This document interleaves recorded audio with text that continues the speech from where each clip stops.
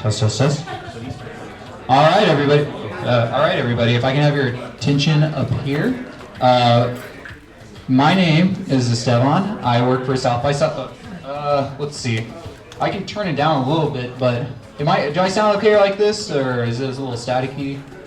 A little distorted. It's a little distorted? Okay, hold on. Let's see. Test, test, test. Is that good? Is this better? A little bit more? A little bit more? Okay. Well, yeah, I don't really enjoy these microphones either. So, anyways, my name is Esteban. I work for South by Southwest Gaming. Thank you for coming out. Raise a show of hands. Has anyone here been to the gaming expo before at South by? All right, so we got a few regulars. Cool. For those who don't know, South by Southwest Gaming is a free and open to the public portion of the South by Southwest Main Festival. And we're just trying to give back to the community that makes our event so great by hosting these meetups, connecting the gaming industry professionals and newbies together at these meetups and providing a pretty cool talk. If you'd like to learn more about South by Southwest Gaming in specific, feel free to come up and talk to me at any time throughout the night. But I'd like to get this going with none other than Warren Spector, director of the Deanie Sam's Gaming Academy. Yes? Kill the music? Oh shit, yeah. I can't hear that over my cell phone. Yeah. Boom. There you go. Anyways, yeah, before he comes on, Warren Spector. Hey there.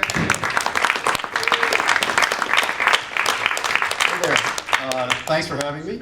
I realized before I got started here that I neglected to put my email address anywhere in this talk. This is the only place you will see it. I love emailing. Feel free to write it down and send me emails if you want. And I will leave it there for just a second because the other thing I forgot to do was put in some slides that explain who I am. So for those of you who have no clue, I've been making games for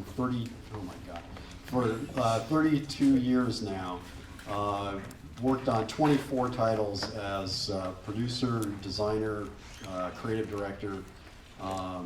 I'm probably best known for Deus Ex and Disney Epic Mickey. If you're a core gamer, you probably love me for one and hate me for the other.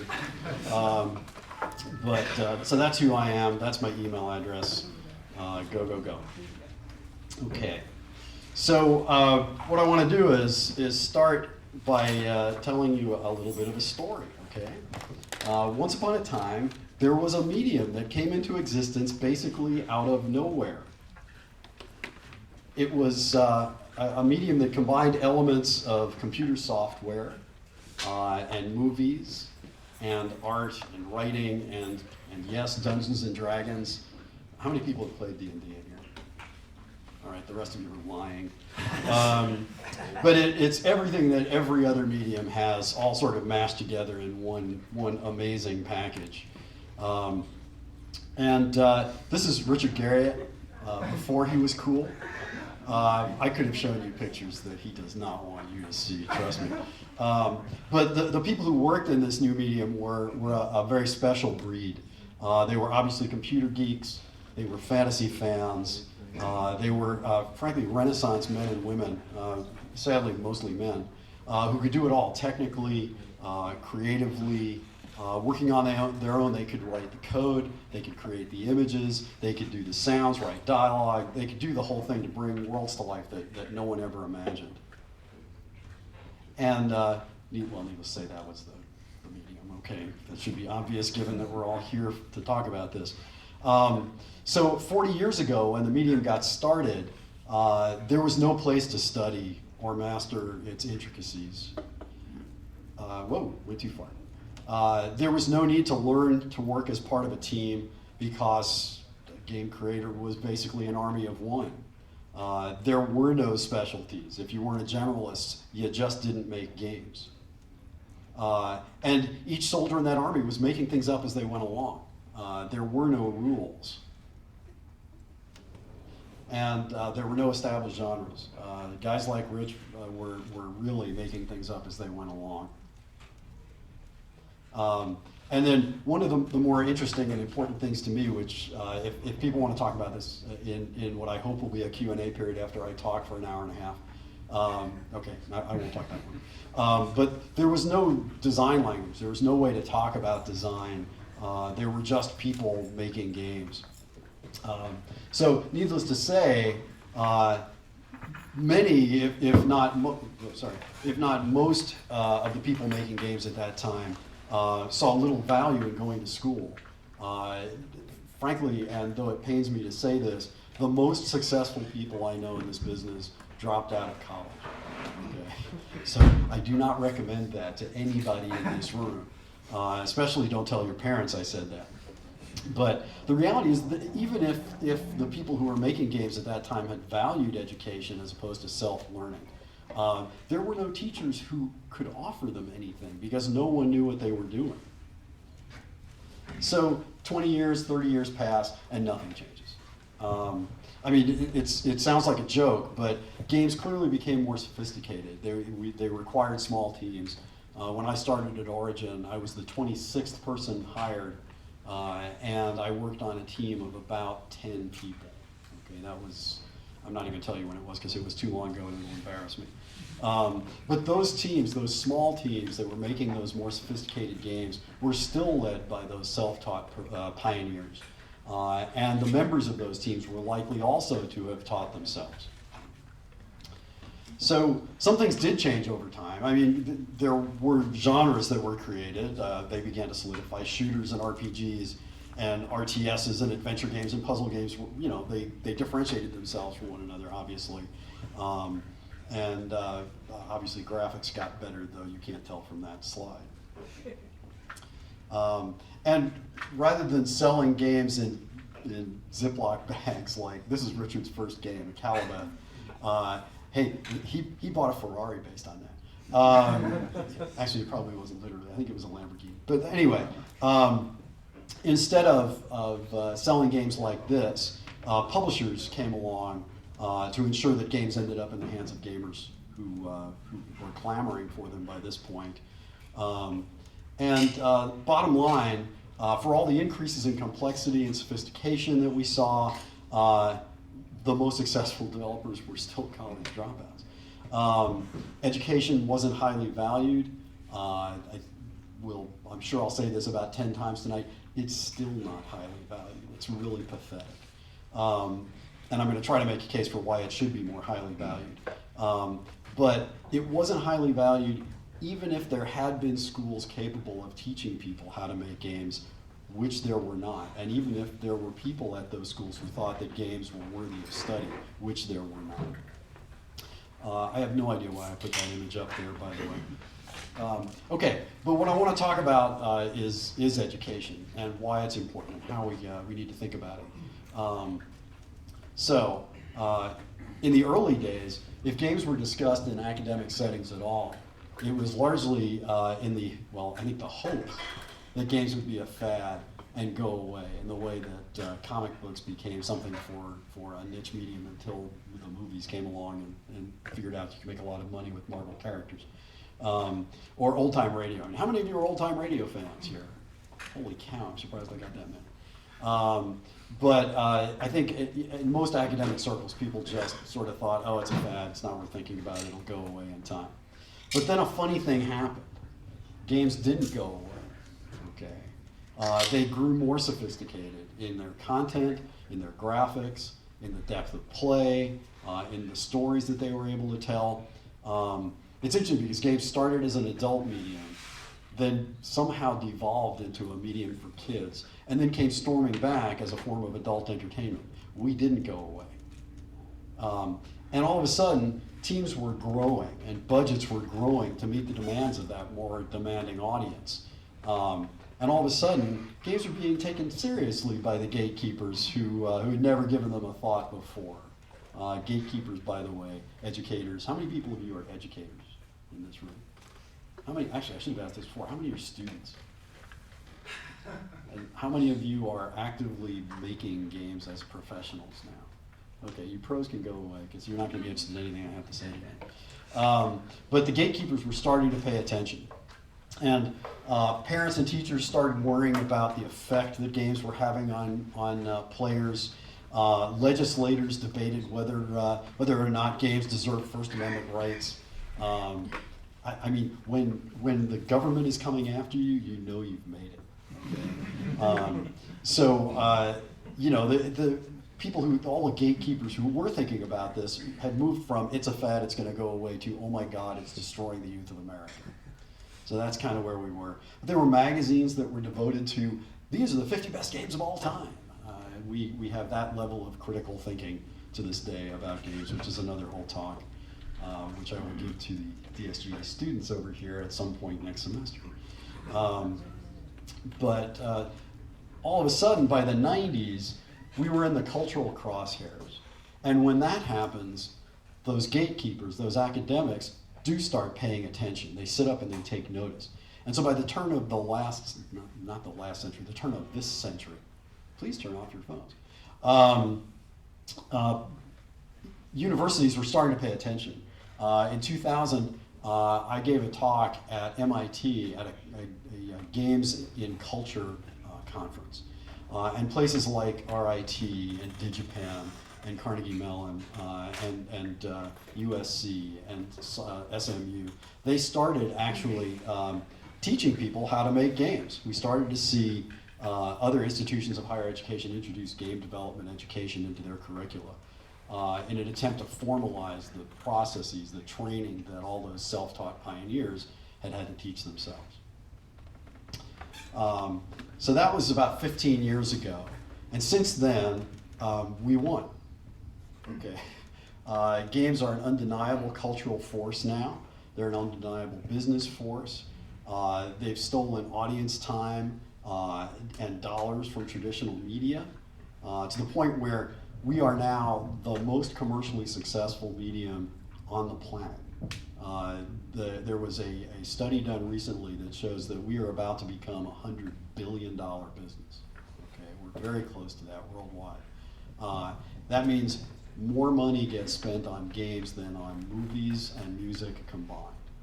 All right, and when that happens, as one critic, Henry Jenkins. Anybody know who Henry Jenkins is?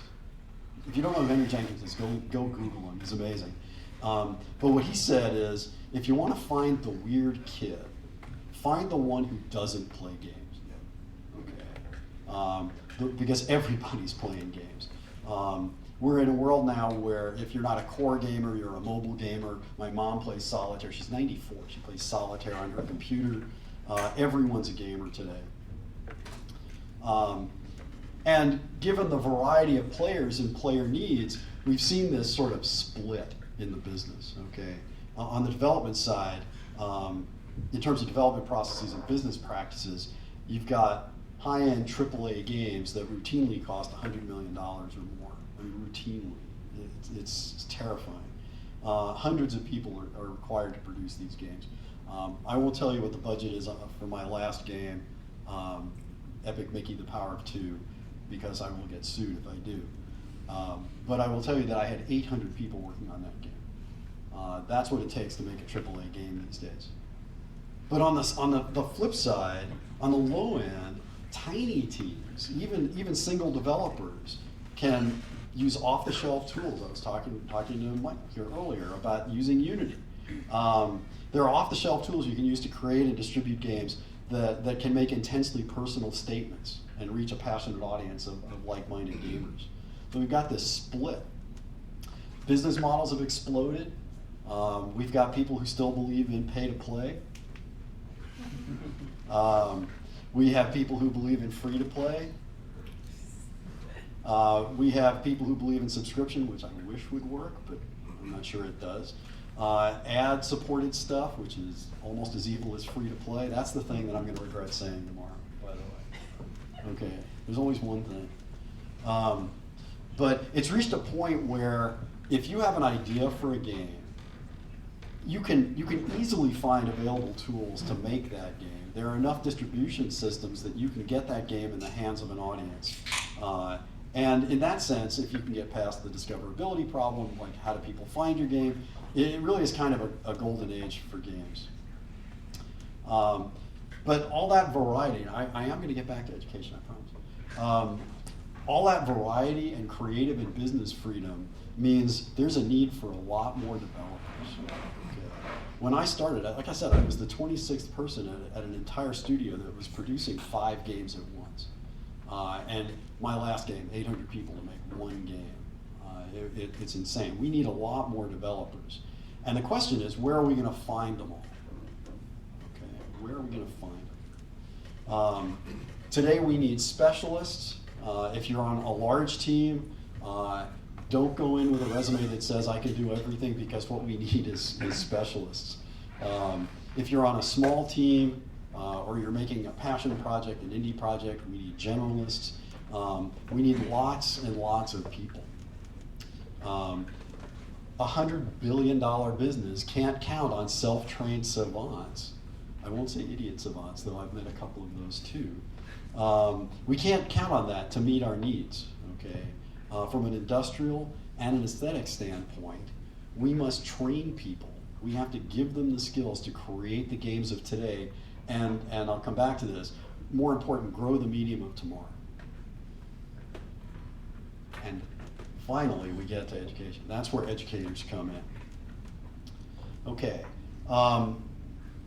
There's no question that educators have awoken to the fact that there is a need and a desire for game development education. This is a map that the ESA, the Entertainment Software Association, put together. It's too small to read. Don't even bother trying. It's like I zoomed it out too big. But what it shows is that there are over 400 institutions of higher learning in the United States alone offering courses or full programs in game development now. Over 400, okay? That's incredible. Those early pioneers, as well as the new ones, they're taking unique approaches. Some of them, NYU, when I think of NYU, I think video games as art. When I think of USC, I think of training for the real world of AAA game development. Some are taking a vocational focus. Some are focusing on small teams with an indie focus. So if you are a student and you are looking for education, make sure you find a place that is well suited to what you want to do and who you want to be. So whatever their approach, though, they're clearly succeeding at attracting students who've grown up with games, continue to play games, and see a clear career path in the creation of games. Game development classes fill up. I was talking again to Henry Jenkins years ago now, and he said they had a game development class that had 300 seats, 300 openings, and it filled up the first day. That's how popular game development classes can be. Now, they bring in revenue for the institutions that teach them, of course, but here's the tragic bit. Here's the second thing I'm saying that I shouldn't say. I asked the people in the DSGA to tell me where I'm being stupid. And I'm showing a level of self-awareness that I know where I'm being stupid. The question is, how well are these programs serving the people they are training? And my argument is, not as well as one might hope. Here's the reality. Competition for jobs is fierce. At my last studio, I would get 100 resumes for every open position. Okay, and at a place like, I won't name names, there are studios that get thousands of resumes for every open position. Okay, students have to compete with experienced developers who've had 3 to 5 years of experience, and then there are thousands of people getting degrees in game development. So that's the competition. So we have to do as good a job as we can. And I think that many, I won't say all, though I'm really tempted, many institutions make some mistakes. They make the same mistakes over and over again. Okay. Clearly some are doing it right. Let me actually say that first. There are places, if I see certain universities on someone's resume, that resume moves to the top of my stack. Okay, so there are some places doing an exceptionally good job. But there are some traps that a lot of places fall into, all right? First, there are a lot of people teaching game development who have very little experience making games. I don't know if you've noticed that. If you haven't worked on a game, it's kind of tough to teach game development. And one of the things I told UT when I signed on, I'm going to talk about the program that I'm running now in a little while.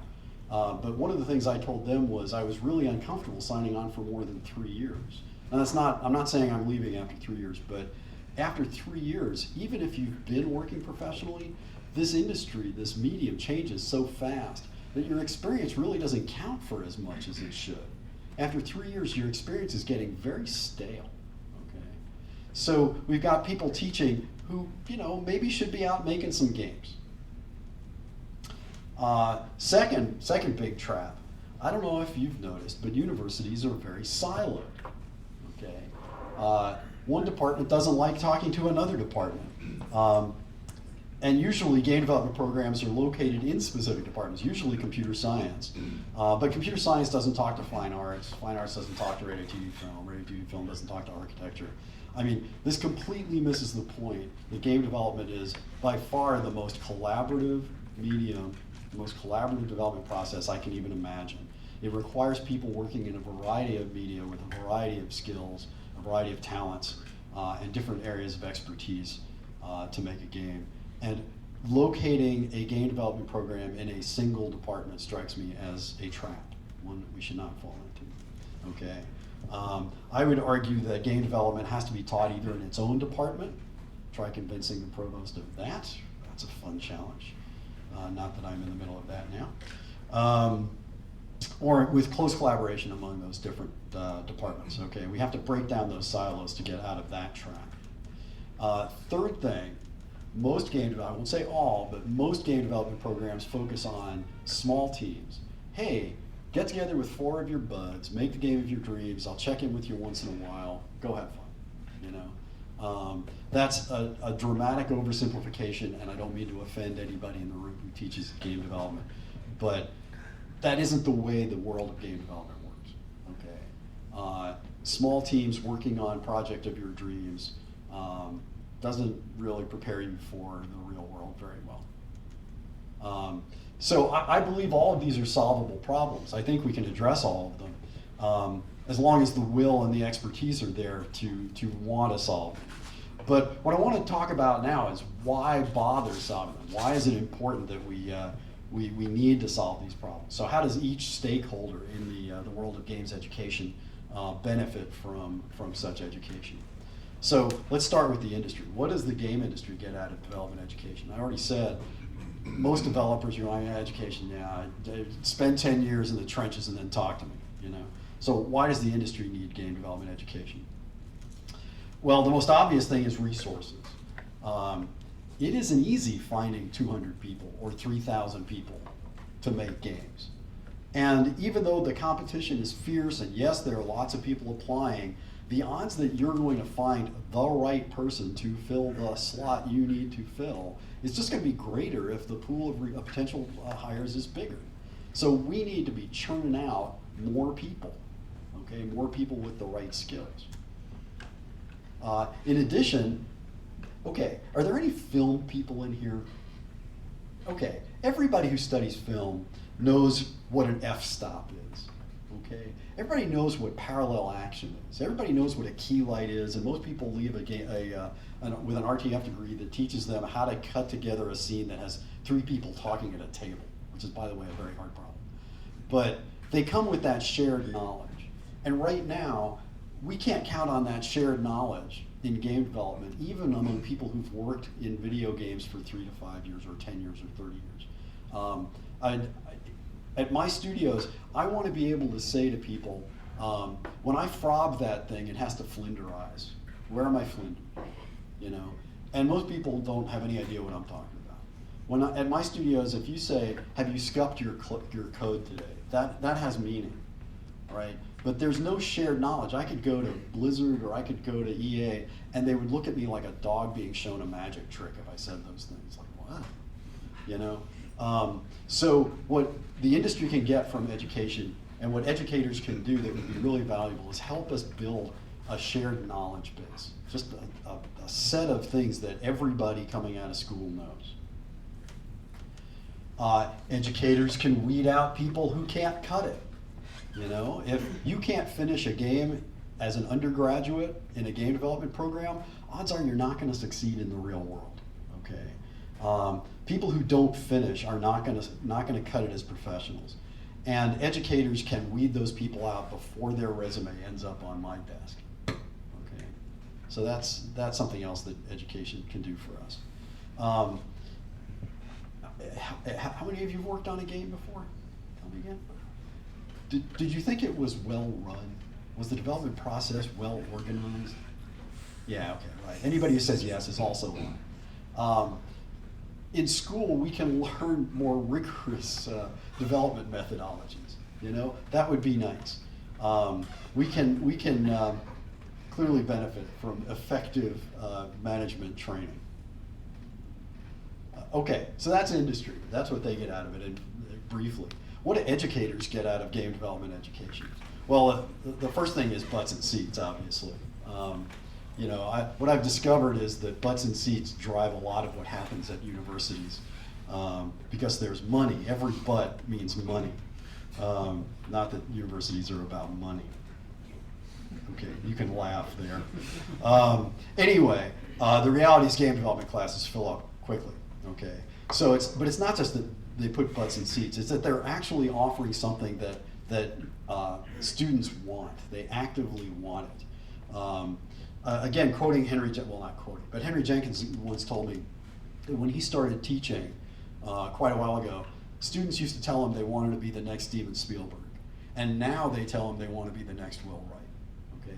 Students want to study games. In my dream world, universities, educators would figure out that we need collaboration in order to teach game development effectively. And what we would get is a little bit less siloed. I know that's a dream. But I think when people realize that they're not, you know, nobody in computer science is going to teach every skill necessary to make a game. No one in fine arts is going to teach every skill necessary to make a game. No one even, I'm not going to curse. I'm not going to curse today. But no one's even teaching design in any robust and systematic way. But no one part of the university can teach it all. And so what my hope is, and my dream is that can change, and that educators will benefit from that. Okay, so what about students? Okay, so it may be obvious, but that doesn't make the answers any less compelling. Game development students have the opportunity to build a portfolio. Okay, no one gets a job in game development without a portfolio. Don't fool yourself into thinking you will. Okay, and related to that, students who come out of a game development program will at least have something to put on their resumes. I made these games. Okay, someone said I was capable of finishing this. Okay, I got a degree. That's something. It's not everything, but it's something. They leave with at least some knowledge of some of the tools necessary to make a game in the real world. Okay, if the university or college or community college is doing its job right, they will understand that specialization in some parts of the game industry is valuable, necessary. They'll learn the difference between a graphics programmer and a gameplay programmer, between a level designer, a systems designer, a narrative designer. They'll learn the meanings of those jobs, and they'll be able to apply for the right one. So they'll at least understand some tools and some of the language. If they're lucky, they'll learn how important written and oral communication skills are. Artists, designers, and programmers all speak different languages. It's bizarre, okay? They speak different languages, and an understanding of that and knowledge of how to bridge those language gaps is something that you can and should learn in school. Students can get that. And they can get a degree so their parents will get off their backs. My mom cried for 10 years when I told her I was dropping out of a PhD program to make games, by the way. It worked out okay. She's okay with it now. But parents worry, get a degree. Okay, but let's face the facts. I got an RTF. No, I'll ask it. Okay, how many of you are actively using your degree in your everyday life? Okay, like 10 of you, right? Nobody uses their college degree. It's crazy. I was an RTF major, and I'm not making movies, you know? But there's still an advantage to getting a degree. There are still reasons to go to school and get a degree, even if you never use that degree in the real world. I'd argue that it's not a waste to get a degree, even if you never make a game. College confers benefits beyond just the accumulation of facts. There are life lessons, there are collaboration skills, there are communication skills. Those are worth the cost of a college education themselves. I won't go any further than that, but there is real value to a college education, even if you don't ever use it, use your degree.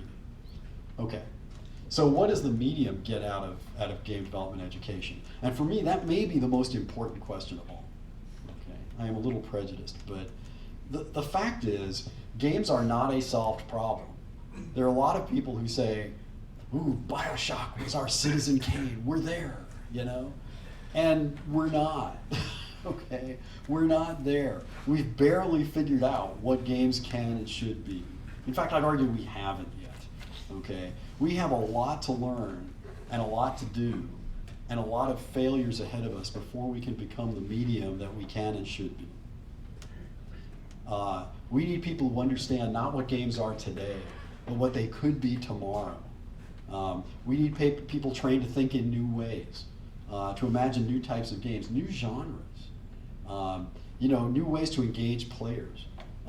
We're not done yet, okay? And if all you want to do is make Call of Duty 72, or Halo 15, or Metal Gear Solid 23, you're not thinking hard enough. You're not thinking hard enough. If we want to change and grow our business, we have to change creators. And in that way, change our end users as well. So here's the thing. If you're in the real world, failure results in lost money and lost jobs, right? Failure in the real world at many places, if not most, is a firing opportunity. In an educational setting, failure is a learning opportunity. That is the place to try all sorts of crazy stuff, because the worst that happens is you get a C. And if you've got a really good teacher, your failure, if it's really something, if you failed at something special, you'll get an A, okay? Because school is the place where you can conceive, create, and maybe succeed at doing something no one else in the world has ever done, because you're not suffering from any commercial constraints. It's magical. It's magical. Okay. All right.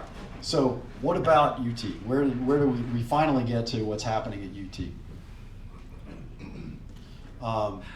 Game development is relatively new, actually. I guess the fact that we're $100 billion, getting close to $100 billion business, the fact that the Smithsonian and the Museum of Modern Art in New York have done shows dedicated to games, and the realization that basically everyone is a gamer has finally sunk in at UT. This was me in 2007. In 2003, actually, a bunch of local developers, and we went to the university, we went to the provost, we talked to deans of various colleges, and we said, there are thousands of people making games in Austin, Texas. How can the University of Texas not have a game development program? And we got nowhere. Okay, I won't even tell you why, because it's horrible and hideous and political and all driven by money. But I guess I just told you. Anyway, in 2007, they let me do a master class. I wanted to call it the master class in video games.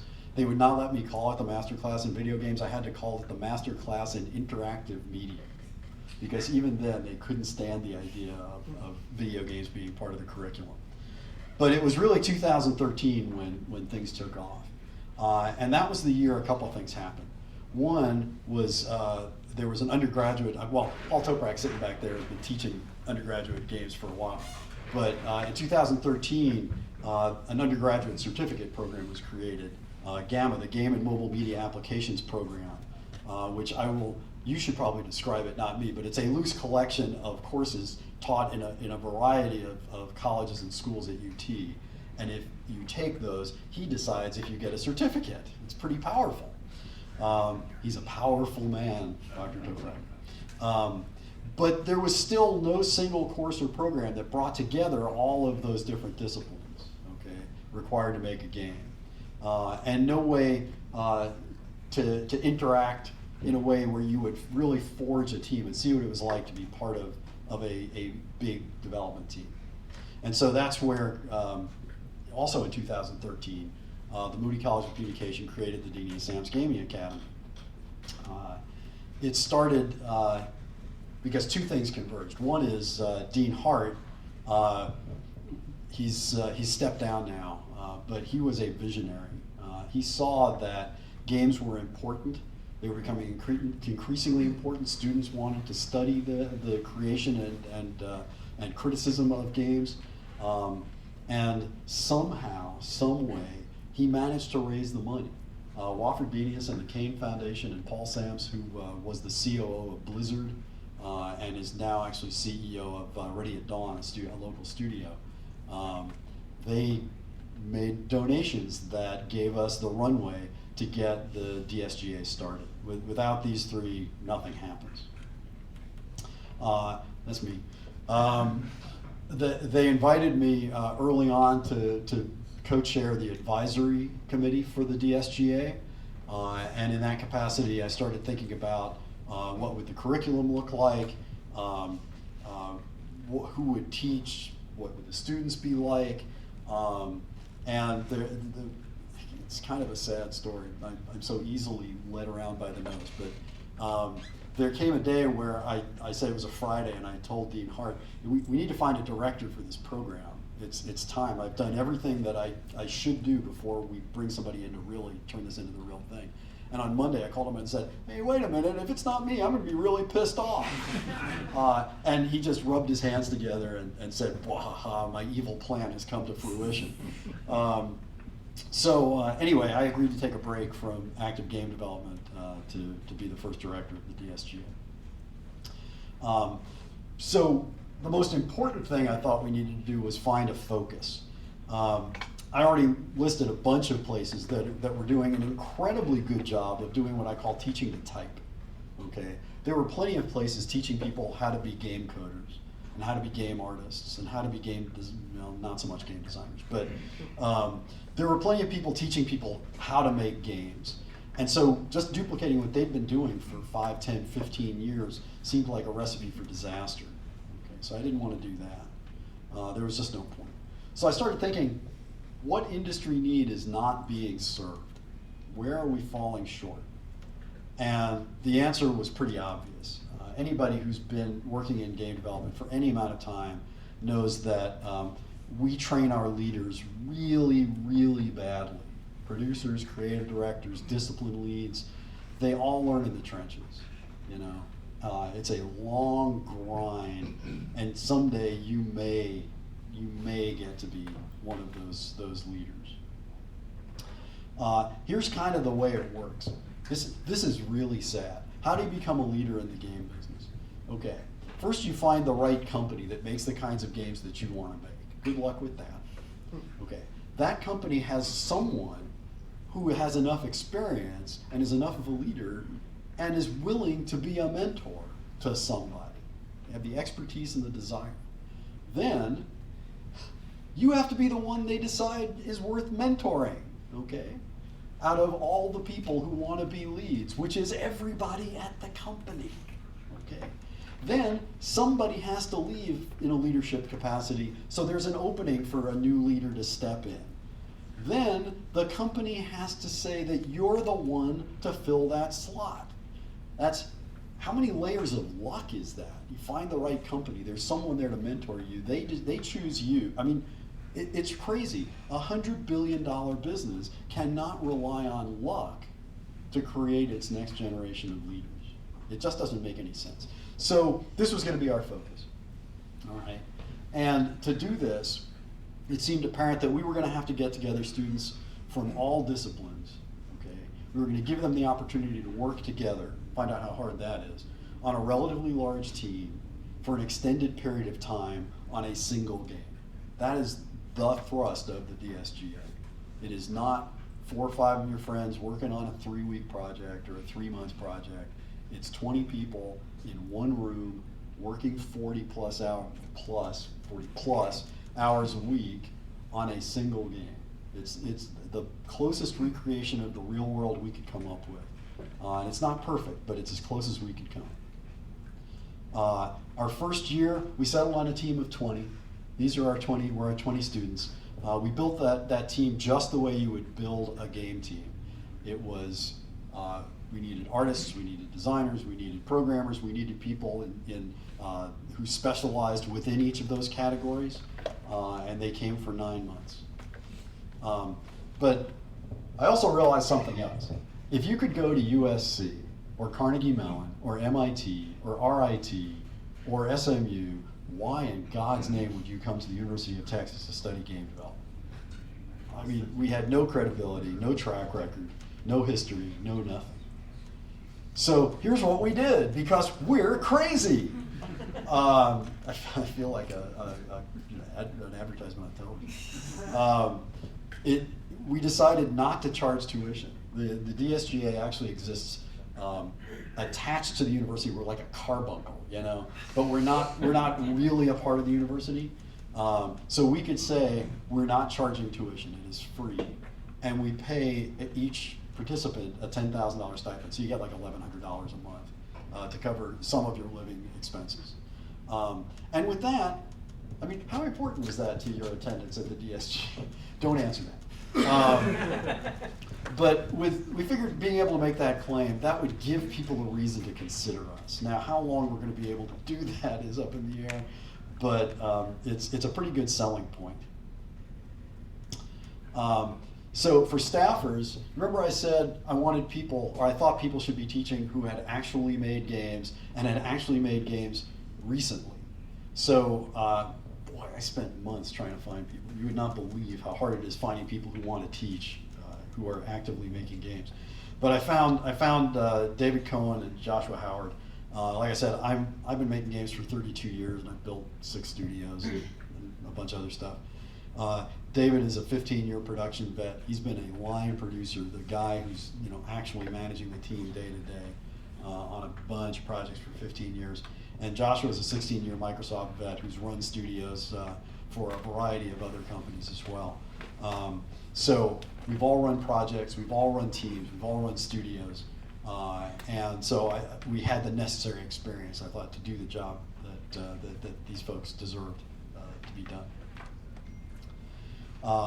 And each year we bring in, I really feel like an ad, I said I wasn't going to do this, but we bring in about 30 guest lecturers to provide their perspectives on things, because the three of us, though David, Joshua, and I disagree on absolutely everything, and we do it in front of the participants all the time. Well, I mean, seriously, I see people smiling, but one of the big lessons of the DSGA is there is no one right way to do anything in games. There's no one right way.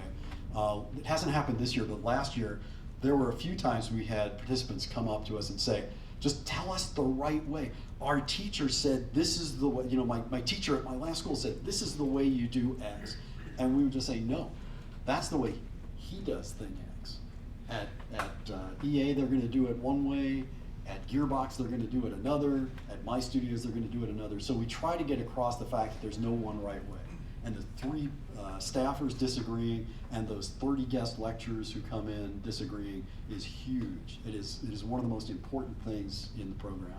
The kinds of people we bring in, the creative director from Harmonix, the creative director for Electronic Arts, the 3 people who are integrally involved in recruiting for Riot Games. We get really good people. You get to meet people as part of the DSGA that most people never meet in their entire careers.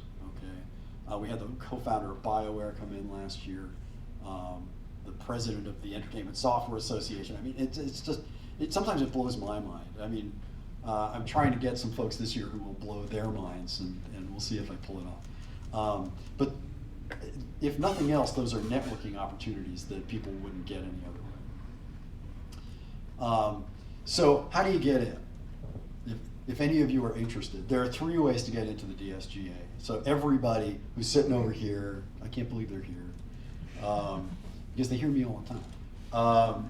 But there are 3 ways in. One is if you have 1 to 3 years of professional experience and you realize, oh my God, it's going to take me another 10 years to not get where I want to go. Holy cow. If you want a career accelerator, apply.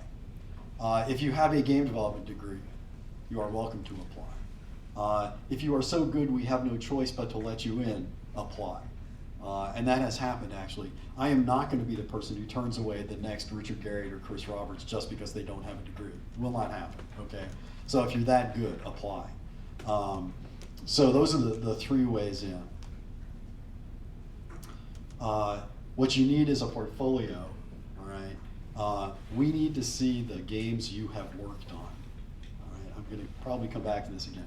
We are not going to teach you how to make a game. You need to know how to make a game.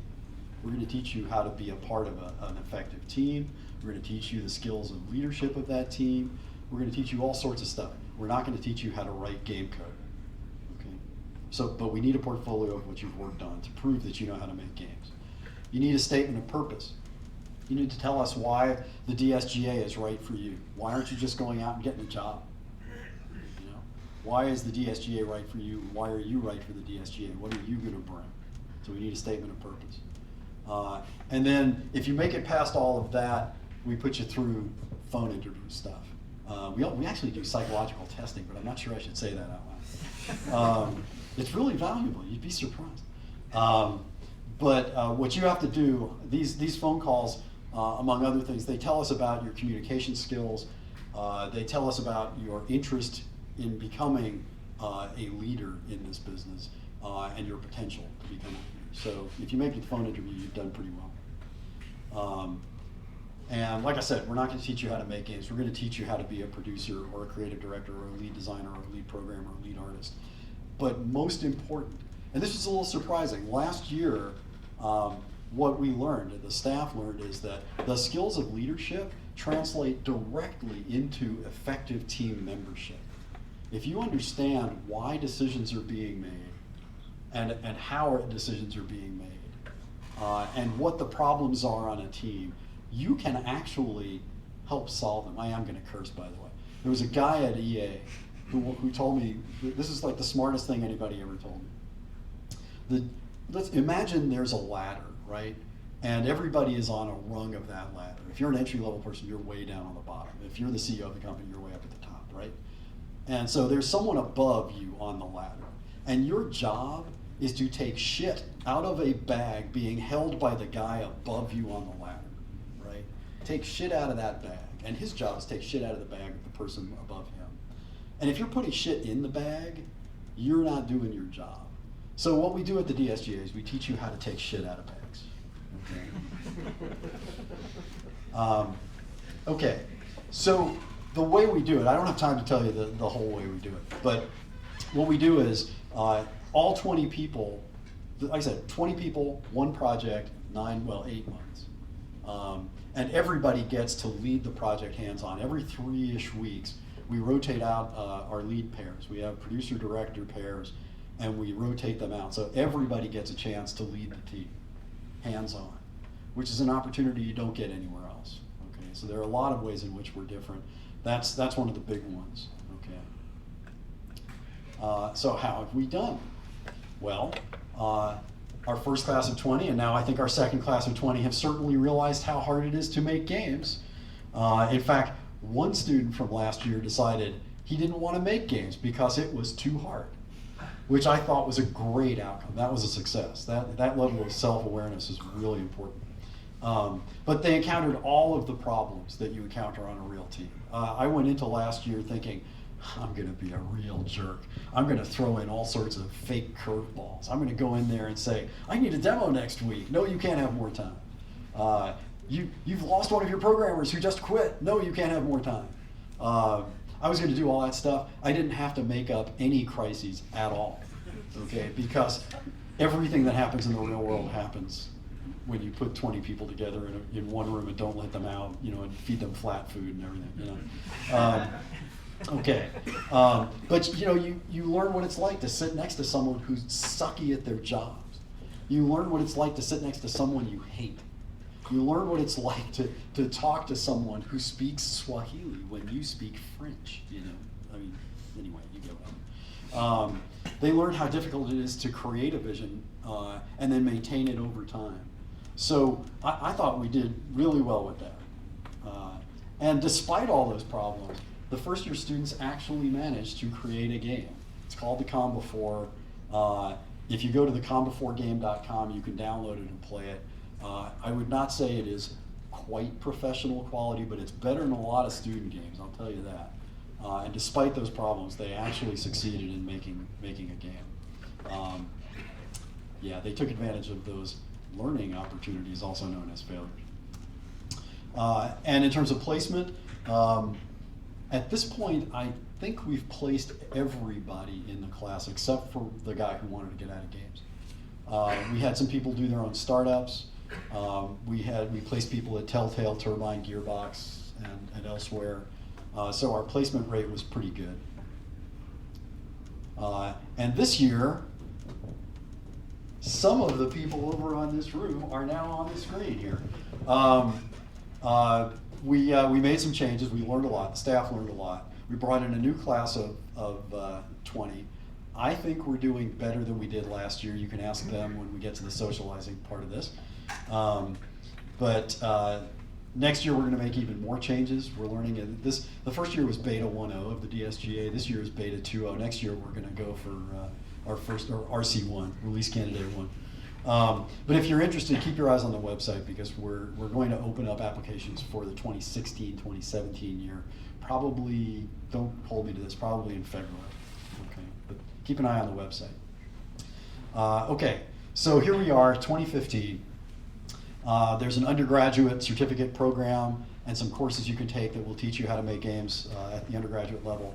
There's a post-baccalaureate program, the DSGA, but I think there's more to be done. In my dreams, we'll create a full degree program in game development that's cross-disciplinary in nature, professionally oriented in its approach. It will involve at least these 3 parts of the university. Anyway, this is going to take some time. Okay, it's not going to be easy, but I really think it's important. So I hope it happens. But with Gamma and the DSGA in place, I think we have a great start. We've got great graduates. We're going to have more great graduates paving the way for our success in the future. So that's what I got.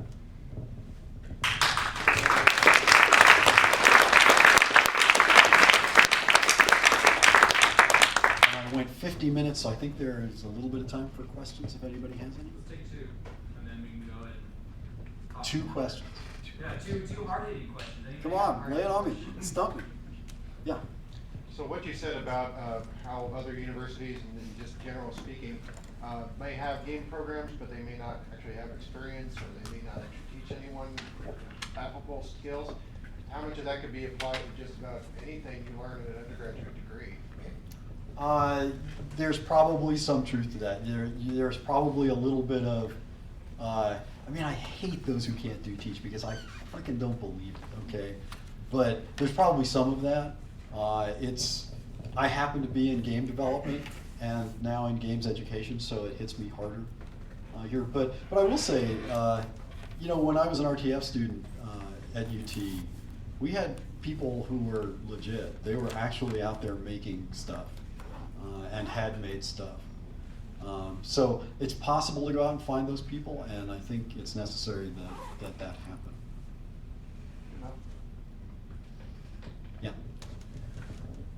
What are the metrics that determine success for the program? Is it number of majors, job placements, that kind of stuff? And then from there, what's in place to make sure that there's positive growth for the program to get more traction for the rest of the industry? Okay, that's about 6 questions. The success metric for the university, I guess I shouldn't have been surprised by this, but it's placement, student placement.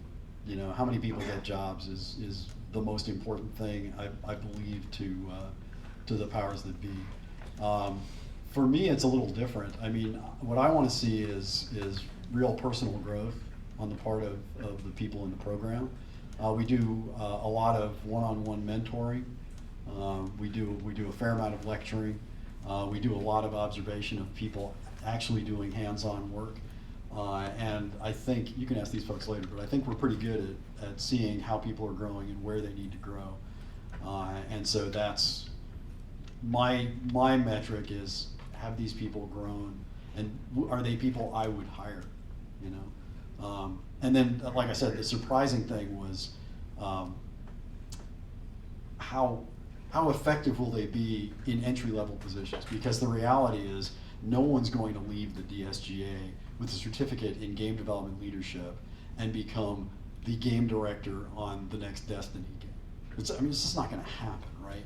So this really has to be looked at as something that makes you stand out, so your resume rises to the top of the stack, and as a career accelerator for people who already have experience. The career accelerator part, if I had a crystal ball or I could see 5 years in the future, I'd be the happiest guy in the world, okay? Because that's when the fruits of this are really the tree is really gonna bear fruit, I guess is what I should say. But the reality is, we have done a pretty good job of placing people, which tells me that resumes are ending up on the top of the stack. Our career fairs have been successful. People are getting jobs. So I think we're serving the students, both in terms of personal growth and in terms of furthering their careers. But it's the growth that's important. Okay, I guess that's it. Thanks. Yeah, feel free to network, ask